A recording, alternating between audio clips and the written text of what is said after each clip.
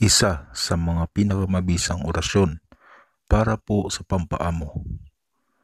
Kapag gamit po ninyo ang orasyon na ito, lahat po ng tao na inyong makakaharap ay magiging maamo po sa inyo na para pong kasing lambot ng tubig ang kanyang damdamin.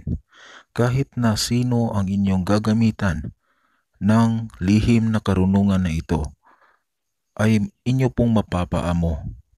Lahat po, mapaamo ninyo, mga kapitbahay, mga tsismosa, mga inggitera, mga taong may galit sa inyo, inyong mga kapamilya na mayroong galit sa inyo.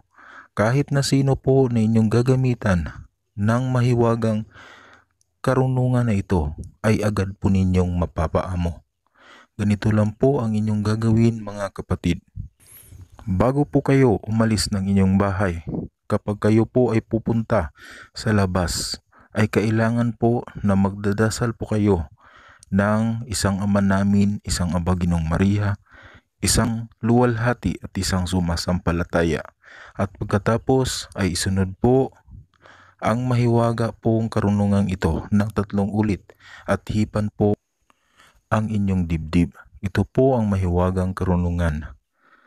Jesus, Jesus, Jesus, Santa Cruz, Espiritu Ninyo, kayong lahat ay aamo sa akin. Yan po ang mahiwagang karunungan na inyong gagamitin upang ang lahat ay aamo sa inyo.